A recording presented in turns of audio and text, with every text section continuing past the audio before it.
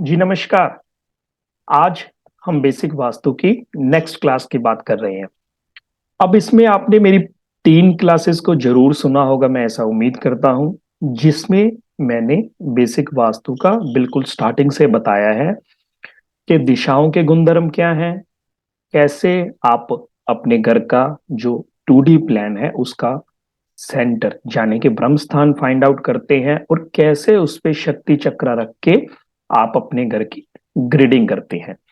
अब पंच तत्व के बारे में मैंने अपनी सेकंड और थर्ड वीडियो में डिटेल में बताया है कि कैसे जो 5 एलिमेंट्स का बैलेंस है वो आपको अपने घर में चेक करना है। अब हम नेक्स्ट क्लास में यानी कि आज हम जो बात करेंगे वो ये कि आपने अपने घर का 2D मैप जो है वो ग्रिड आउट कर लिया है। अब सबसे पहले तो हम डोर की बात करेंगे। अब किसी भी प्रेमिसेस की अगर हम बात करें तो कई बार मेन डोर एक होता है और कई बार कंफ्यूजन क्या होता है कि हम 2 डोर के बारे में बात करते हैं।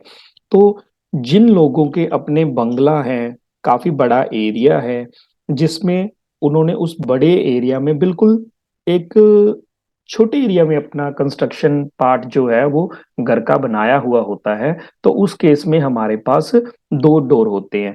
तो उस केस में हम कैसे देखेंगे डोर के सिम्टम्स अपनी वास्तु की जो वर्किंग है उसमें कैसे मैच करेंगे, इस पर हम बात करेंगे।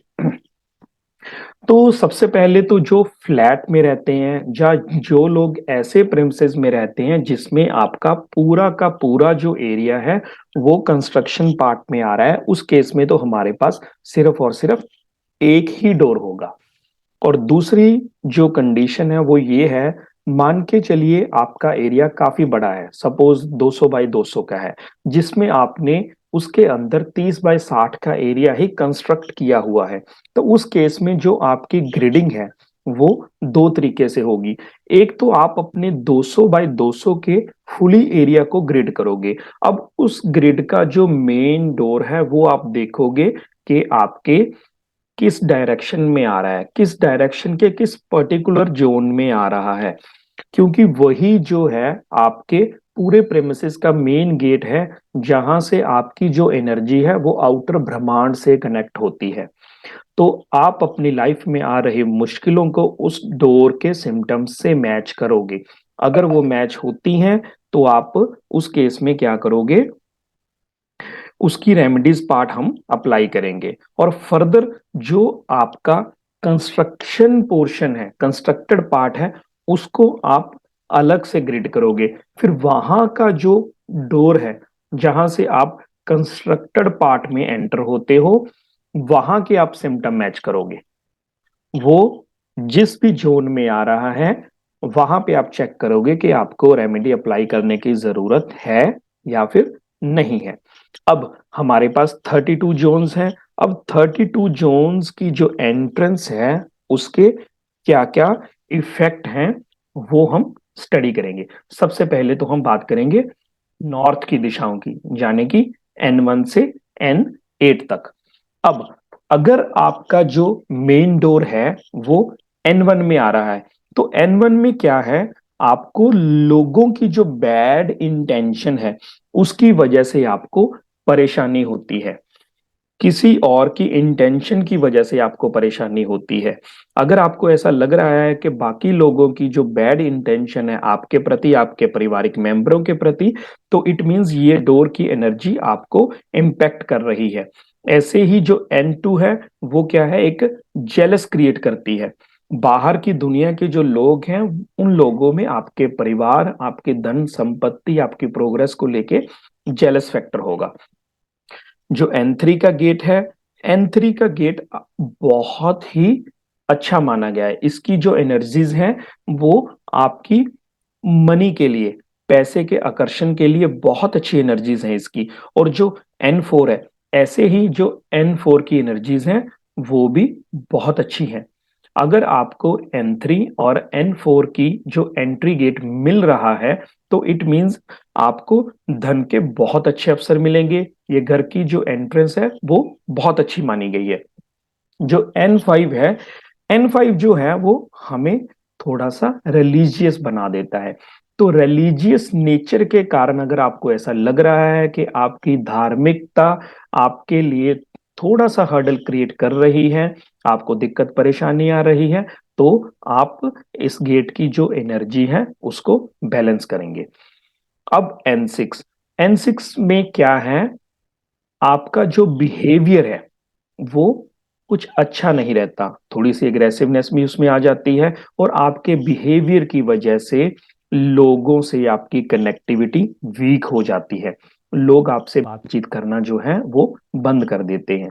जो N7 है, N7 के केस में जो हमारे रिचुअल्स चलते आ रहे हैं, जो हमारी पारिवारिक परंपरा चलती आ रही है, उसमें खास करके जो घर की लड़कियां हैं वो उन ट्रेडिशंस को मानने से मना कर देती हैं, मतलब कि उनको वो ट्रेडिशन अच्छे नहीं लगते, वो अपनी जो संस्कारिक जो ट्रेडिशंस हैं वो उनको फॉलो नहीं करती।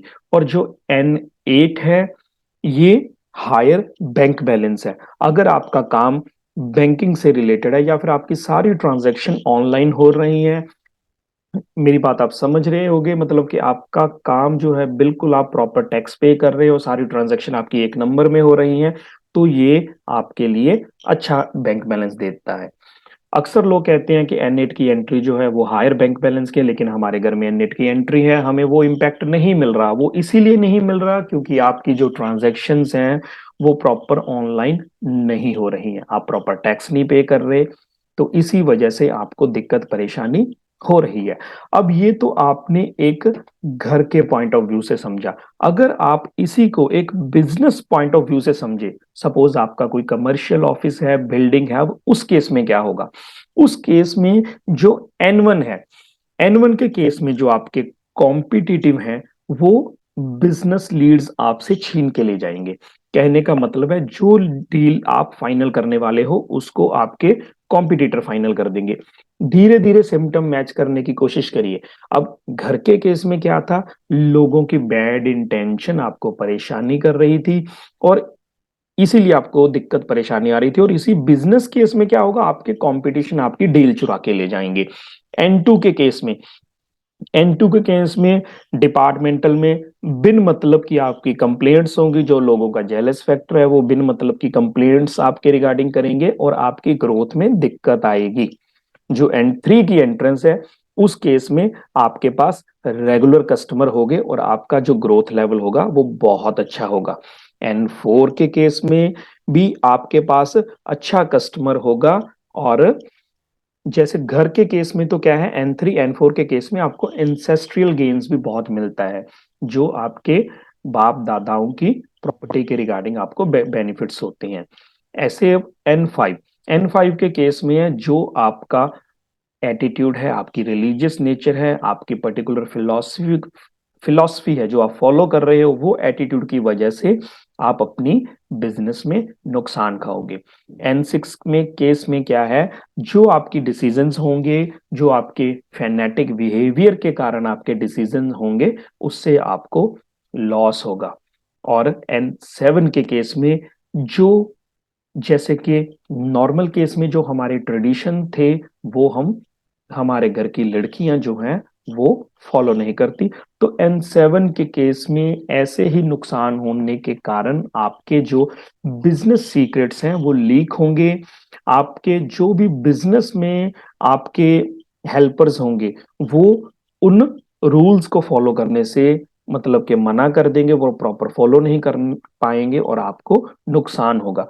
और ऐसे ही जो N8 है, ये मैंने बताया कि हायर बैंक बैलेंस है, तो बिजनेस के केस में N8 की एंट्री है, वो आपकी क्विक फंडिंग में हेल्प करेगी, आपके पास फंडिंग का, इन्वेस्टमेंट का प्रॉपर साधन होगा।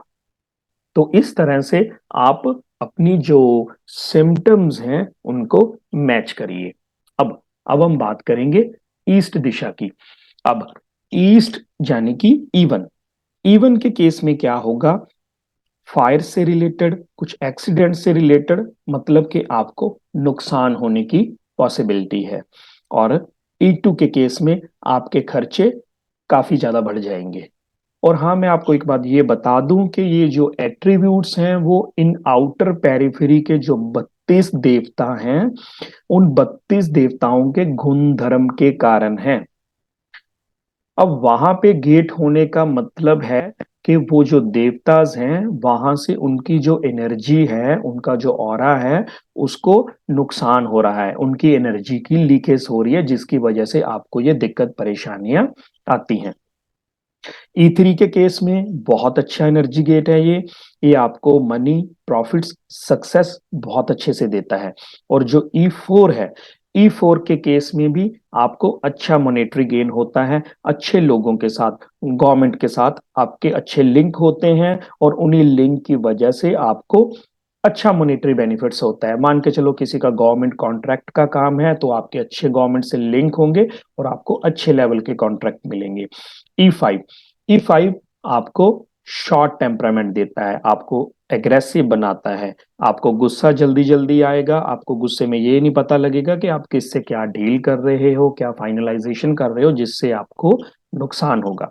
E6 में केस में E6 के केस में जो आप लोगों के साथ कमिटमेंट्स करोगे वो फेल होंगी, जाने कि जो प्रॉमिस आप लोगों के साथ करोगे आप उन्हें पूरा नहीं कर पाओगे किसी भी कारण की वजह से, जिससे आपको बाद में दिक्कत परेशानी होगी।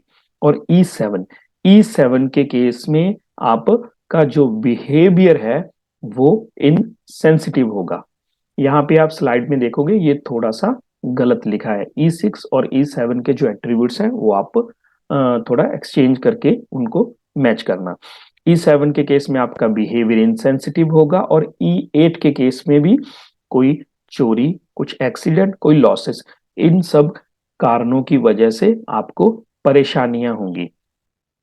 अब अगर हम इन 8 एंट्रेंस की बात करेंगे तो इसमें जो E3 है और E4 है, E3 E4 के केस में आपको अच्छे रिजल्ट्स मिलेंगे। अब इसी को अगर हम बिजनेस पॉइंट ऑफ व्यू से देखते हैं तो जो E1 है उसमें आपके एक्सीडेंट्स होने की जो पॉसिबिलिटी है वो तो होगी ही होगी, और उसमें जो रिकवरी के चांसेस हैं वो बहुत कम होंगे। E2 के केस में E2 के केस में जो आपके एक्सपेंसेस होंगे वो किसी वेस्टफुल चीजों पे ज्यादा होंगे। E3 आपके पास अच्छा मनी फ्लो होगा, अच्छा कस्टमर का बेस होगा, आपकी मार्केट वैल्यू अच्छी होगी।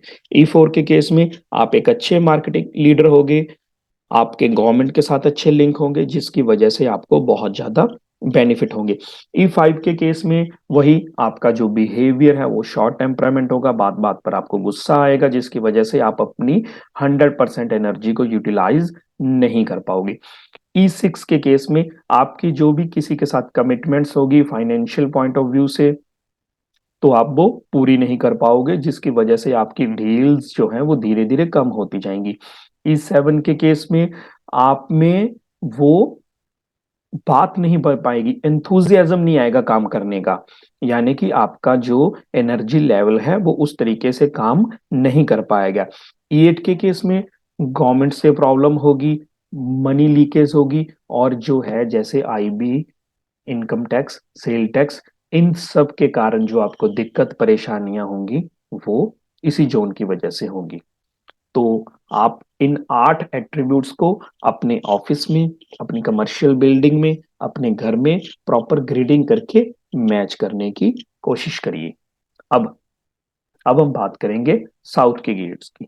अब साउथ के केस में हमारा जो S1 है, S1 के केस में हमारे घर के जो बच्चे होते हैं, खास करके जो सन है, उन पर नेगेटिव इम्पैक्ट होगा। वो आपके परिवार के रिचुअल्स नहीं मानेंगे, गलत संगतियों में पड़ सकते हैं, मतलब कि वो आपके लिए एक सरदर्दी क्रिएट कर सकते हैं। S2, S2 यानी कि जो लोग जॉब में हैं, मल्टीनेशनल कंपनीज में कर रहे हैं, जो अपने नहीं किसी और के लिए काम कर रहे हैं, जिसकी एवज में उनको सैलरी मिल रही है, बहुत अच्छा गेट है उनके लिए ये। और जो S3 का गेट है ये आपके लिए मनी पॉइंट ऑफ व्यू से, सक्सेस पॉइंट ऑफ व्यू से बहुत अच्छा है, गुड फॉर प्रोस्पेरिटी। S4 का जो गेट है उससे भी आपको एक अच्छी आउटपुट निकलती है, एक प्रॉफिटेबल आउटपुट आपके पास निकल के आती है। अब जो S5 से लेके S8 की जो एंट्रीज हैं ये बहुत नेगेटिव मानी जाती है और ऐसा भी माना जाता है कि वास्तु में इनका जो सोल्यूशन है वो प्रॉपर हो भी नहीं पाता। अगर आप यहाँ पे रेमेडी अप्लाई भी करते हो तो बहुत कम चांसेस हैं कि यहाँ पे जो रेमेडी है वो कारगर होती है। S5 के केस में आपका जो दिमाग है वो हमेशा ब्लॉक रहेगा और आपके सर पर कर्जा ही कर्जा होगा। S6 के केस में भी आपके पास धन की जो कमी होगी, आप डे बाय डे गरीबी की ओर बढ़ते जाओगे। S7 जो है वो वेस्टफुल एक्सपेंडिचर, आपकी जो एफर्ट की वेस्टेज, आपके फालतू के खर्चे, जाने की जीरो आउटपुट। और ऐसे ही जो S8 है, S8 में शॉर्ट लाइफ स्पैन, इस केस में घर में किसी की अर्ली एज में मृत्यु हो जानी या फिर आपका आउटर की दुनिया से डिसकनेक्ट हो जाना, जिसकी वजह से आपको कनेक्शंस में दिक्कत आएगी और आप वो इनकम जो है वो नहीं बना पाओगे अपने किसी भी काम में। और ऐसे ही अगर मैं इसको बिजनेस पॉइंट ऑफ व्यू से देखूं तो जो S1 है वो है negative growth of your business.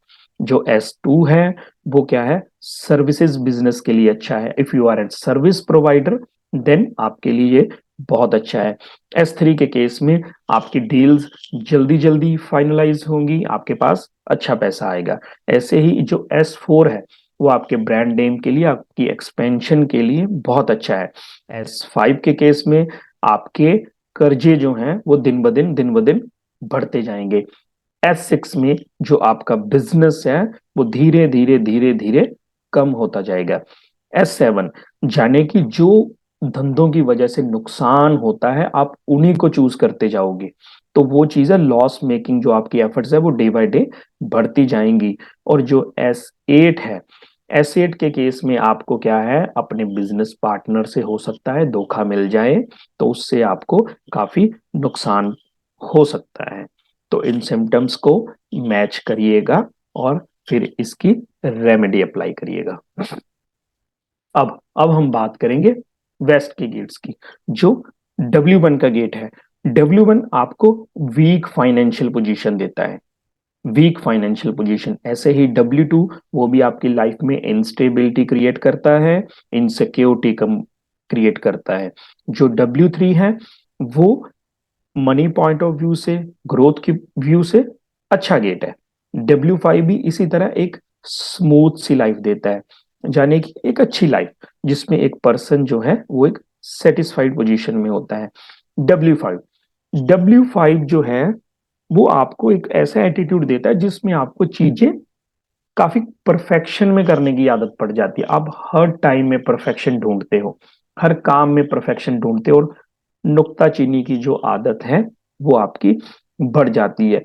इसीलिए इस केस में कभी कभी घरों में झगड़े भी हो जाते हैं। और जो W6 है वो एक डिप्रेशन क्रिएट करता है, वो अच्छा नहीं माना जाता। W7 का जो गेट है वो हमारे घर में किसी ना किसी को कोई ना कोई तरह की एडिक्शन देता है। बंदा अपने डिप्रेशन को या अपने आप को डिटॉक्सिफाई करने के लिए ड्रग्स का इस्तेमाल करना शुरू कर देता है। और ऐसे ही जो W8 है वो क्या है, बंदा अपने प्रॉफिट्स के बारे में सोचता है, चाहे उसके लिए उसको कोई भी रूल फॉलो करना पड़ जाए। वो होता है ना साम दाम दंड भेद, मतलब कि उसको अपना गेन चाहिए।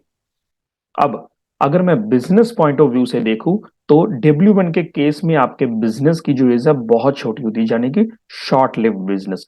W2 इंस्टेबिलिटी आती है आपके बिजनेस में। W3 और W4 की बात करूं तो ये एक स्टेबल फाइनेंशियल गेन्स देता है, आपकी ग्रोथ अच्छी होती है, अच्छी इनकम आपके पास आती है। W5 के केस में आपकी परफेक्शन की वजह से आप उतना ग्रो नहीं कर पाते, आपकी ग्रोथ में दिक्कत आती है। अब W6 के केस में आप जो है ऐसी एक्सपेक्टेशन कर बैठते हो जिनको पूरा नहीं किया जा सकता और आपको लगता है कि आपकी कंपनी को नुकसान हो रहा है। ऐसे ही W7 है, आपको स्ट्रेस फील होता है, स्ट्रेस फील होने की वजह से आप बिजनेस में जो अपना इंटरेस्ट है वो खो देते हो और अपनी एनर्जी वहां पे 100% जो है यूटिलाइज नहीं कर पाते। और जो ऐसे ही W8 है वो क्या है, आपके जो अनफेयर अप्रोच है, जो इलीगल अप्रोच है, उसकी वजह से आपको नुकसान झेलना पड़ सकता है। अब ये तो हो गए हमारे 32 जोन और उनके सिम्टम्स। अगर आपको अपनी पत्री में, सॉरी, अपने घर में आपने जब ग्रीडिंग करके सिम्टम्स मैच किए, अगर आपको लगा कि हाँ आपको दिक्कत परेशानी आ रही है, तो आपको वहां पे ट्रीटमेंट करना है। अब ट्रीटमेंट कैसे होगा, वो एक एलिमेंटल बैलेंस टेक्निक है। अब जो नॉर्थ के गेट है N1 से लेके N8 तक, अगर आपकी कोई एंट्री वहां पे किसी नेगेटिव जोन में आ रही है और आपको परेशानी आ रही है, तो नॉर्थ के केस में हमारे पास जो मेटल होती है वो है एल्यूमिनियम, और जो कलर है वो वाटर एलिमेंट की वजह से ब्लू।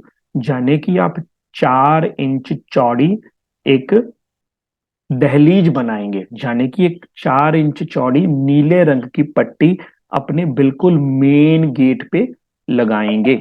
दोनों मतलब कि पूरा पिलर टू पिलर आपको ब्लॉक करना है। और जब पिलर तक आप पहुंच जाओगे तो 1 से 2 इंच आपको पिलर पर भी वो टेप चिपकानी है। उससे क्या है, ये एक दहलीज की तरह काम करेगी और जो आपकी एनर्जी लीकेज है वो बंद हो जाएगी। और N1 से N8 तक जो मेटल है वो एल्यूमिनियम है। आप 1 इंच डीप एल्यूमिनियम की स्ट्रिप भी डाल सकते हो, वो भी आपको वॉल टू वॉल ही डालनी है। जो आपका मेन गेट है, मेन गेट में चाहे आपका वुडन का फ्रेम हो चाहे आयरन का फ्रेम हो, तो आप क्या करोगे, जो आपका ग्राउंड लेवल है, ग्राउंड पे आप एक कटर से 1 से 1.25 इंच डीप आप एक कट लगाओगे। वहां पे वर्टिकल पोजीशन में आपको एल्यूमिनियम की स्ट्रिप डालनी है। और 1 से 2 इंच आपको दोनों दीवारों पे, चाहे वो पिलर मान लो चाहे दीवार मान लो, दोनों साइडों पे इंसर्ट करके ऊपर से आप व्हाइट सीमेंट से उसको कवर कर सकते हैं। तो ये तो हो गया N1 से N8। इसी तरह जब E1 टू E8 की आप बात करोगे तो वहां पे आप ग्रीन रंग की पट्टी का इस्तेमाल करोगे, और जो आपकी मेटल होगी वो होगी स्टेनलेस स्टील, SS। और इसी तरह जब S1 टू S8, अब आप जोन्स के बारे में आपको पता, मैंने पहले ही बताया था। अब E1 से E8 यानी कि जो E1 वाला पोर्शन है वो नॉर्थ ईस्ट के जोन में आता है, और जो E8 का पोर्शन है वो हमारे पास साउथ ईस्ट में आता है। अब आप इसको, जैसे एयर एलिमेंट में हमने 3 जोन कवर करे थे, ENE ईस्ट और ईस्ट साउथ ईस्ट, आप इसको जोन्स के अकॉर्डिंग भी कर सकते हैं। जोन्स के अकॉर्डिंग यानी कि आप ENE ईस्ट और ईस्ट साउथ ईस्ट में आने वाले गेट को अगर आपको बैलेंस करना है तो आप SS की स्ट्रिप और ग्रीन रंग की पट्टी का इस्तेमाल करोगे। और इसी तरह south east, south south east और साउथ, इन 3 जोन्स में आप कॉपर की स्ट्रिप और लाल रंग की पट्टी का इस्तेमाल करोगे। SSW और SW ये अर्थ एलिमेंट है, इसमें आप ब्रास की स्ट्रिप और येलो कलर की पट्टी, और WSW से लेके नॉर्थ वेस्ट तक आप आकाश तत्व की वजह से MS यानी कि माइल्ड स्टील की जो स्ट्रिप है वो यूज करोगे और वाइट कलर का इस्तेमाल करोगे। ये तो हो गया आपका एलिमेंट के अकॉर्डिंग बैलेंस। अब आपने शक्ति चक्र में देखा होगा कि N1 से N8, E1 से E8, S1 से S8 और W1 से W8, वहां पे जो आउटर पेरिफेरी है वहां पे देवतास के अकॉर्डिंग जो है वो कुछ कलर मेंशन किए हुए हैं। वो कलर्स क्या हैं, वो देवता की एनर्जी को बैलेंस करने के कलर हैं। अगर आप उन कलर के कॉरेस्पॉन्डिंग कलर स्ट्रिप या फिर कलर टेप यूज करना चाहते हो तो वो भी आप कर सकते हो। इस तरीके से आपके पास 2 चीजें हैं, चाहे तो आप एलिमेंट के अकॉर्डिंग उसको बैलेंस कर लो, चाहे फिर आप उसके जो देवताज हैं, देवताज के जो कलर आपके शक्ति चक्र में दिए हुए हैं उसके अकॉर्डिंग आप उसको बैलेंस कर लो। आज हम यहीं तक बात करेंगे। अब हम अपनी नेक्स्ट वीडियो में आगे इसकी रेमेडियल पार्ट और फिर आगे जो बैलेंसिंग करनी है उस पे बात करेंगे। तब तक के लिए नमस्कार।